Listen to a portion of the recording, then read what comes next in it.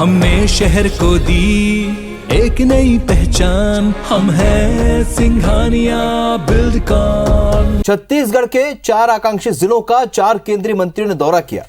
ज्योतिरादित्य सिंधिया राजनांदगांव पहुंचे और उन्होंने राज्य सरकार पर कई आरोप लगाते हुए सीधे मुख्यमंत्री से कहा कि मोदी सरकार छत्तीसगढ़ को यूपीए के कार्यकाल से ज्यादा राशि दे रही है। 3 साल में छत्तीसगढ़ को जीएसटी और ग्रांट से 1 लाख करोड़ रुपए दिए गए।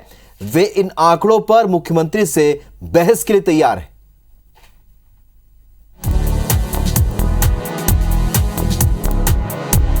ये तस्वीरें छत्तीसगढ़ के राजनांदगांव से आई हैं, जो देश के उन 117 जिलों में शामिल है जिन्हें आकांक्षी जिला घोषित करते हुए मोदी सरकार ने कम विकसित मानते हुए यहां विकास की रफ्तार बढ़ाने का फैसला लिया था। केंद्रीय मंत्री ज्योतिरादित्य सिंधिया यहां विकास कार्यों का जायजा लेने के लिए पहुंचे।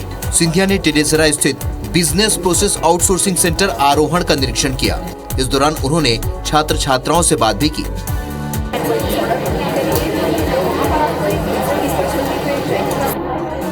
लगातार राज्य सरकार की ओर से फंड नहीं दिए जाने के आरोपों का जवाब देते हुए ज्योतिरादित्य सिंधिया ने कहा कि मोदी सरकार छत्तीसगढ़ को यूपीए के कार्यकाल से ज्यादा राशि दे रही है।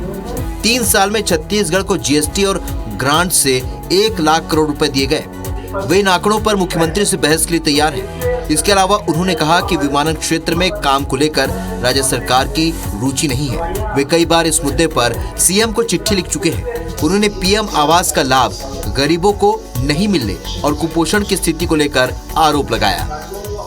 छत्तीसगढ़ सरकार के द्वारा जो 40% राशि दी जानी चाहिए प्रधानमंत्री आवास योजना के लिए, वो पूर्ण रूप से बंद हो चुका है। अगर कोई सरकार प्रदेश में ऐसी नीति अपनाए जो गरीबों को अपने हक से पूर्ण रूप से मुक्त कराने की कोशिश करे, तो मैं मानता हूं कि इससे ज्यादा दुर्भाग्यपूर्ण विषय नहीं हो सकता। मुझे तो आश्चर्य है कि भूपेश जी इतने सफेद झूठ बोलने की आदी बन चुके हैं। मुझे उनके तरफ से अभी तक एक पत्र नहीं मिला है, मेरे पत्र का जवाब नहीं मिला है, और मैंने उन्हें कई पत्र लिखे हैं ताकि हम लोग मिलकर, मेरी एक सहयोग की नीति है, सहयोग की विचारधारा है, हम लोग मिलकर हर प्रदेश के नागर विमानन क्षेत्र में विकास और प्रगति लाएं। तो जहां कांग्रेस के शासनकाल में 55,000 करोड़ 5 साल में छत्तीसगढ़ को प्रदेश को मिला था, जब भारतीय जनता पार्टी की सरकार यहां थी, आज जब कांग्रेस की सरकार प्रदेश में स्थापित है, पिछले 3 सालों में 1 लाख करोड़ रुपए केंद्र सरकार से राशि के रूप में, अनुदान के रूप में और जीएसटी के भाग के रूप में दिया गया है। तो इन आंकड़ों पर बहस करने के लिए मैं कल तैयार हूं, अगर भूपेश जी तैयार हैं। ज्योतिरादित्य सिंधिया के आरोपों पर पलटवार करते हुए छत्तीसगढ़ के कैबिनेट मंत्री प्रेमसाय सिंह टेकाम ने कहा कि रमन सिंह के 15 साल के कार्यकाल में 70% तक कुपोषण रहा। हमारी सरकार आने के बाद सीएम ने सुपोषण अभियान शुरू किया और अब स्थिति में सुधार हुआ है। कुपोषण 15 साल में इतना कुपोषण रहा, कहीं कहीं तो 70% कुपोषण रहा है।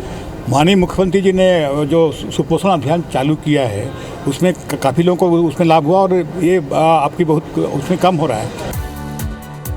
इधर 3 अन्य केंद्रीय राज्य मंत्रियों अश्विनी कुमार चौबे, देवू सिंह चौहान और भानु प्रताप सिंह ने दंतेवाड़ा, कांकेर और कोरबा जिले का दौरा किया। केंद्रीय संचार राज्य मंत्री देवू सिंह चौहान ने दंतेवाड़ा जिले के 59 गाँव में 51 करोड़ रुपए खर्च कर नए मोबाइल टावर लगाने की बात कही। वहीं केंद्रीय राज्य मंत्री भानु प्रताप सिंह वर्मा ने कांकेर में बैठक लेकर स्वास्थ्य एवं पोषण, शिक्षा, कृषि एवं जल संसाधन, कौशल के बुनियादी ढांचे में प्रगति की विस्तृत समीक्षा की। 51 करोड़ रुपीस खर्च करके अभी यहाँ के 59 गांव में जहाँ कनेक्टिविटी नहीं है वहाँ हम टावर करेंगे। दंतेवाड़ा के हर जिले में कनेक्टिविटी पहुँचे, उसका हमने संकल्प भी किया कि ये इस जिले में अच्छी प्रगति की है और आने वाले समय में ये जिला निश्चित ही अभी तक उसने 33 रैंक प्राप्त की है। अब तक 5 केंद्रीय मंत्रियों का छत्तीसगढ़ दौरा हो चुका है।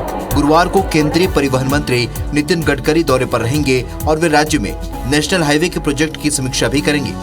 केंद्रीय मंत्रियों के सिलसिलेवार दौरे से सूबे की सियासी फिजा गर्मा गई है। Bureau report IBC 24।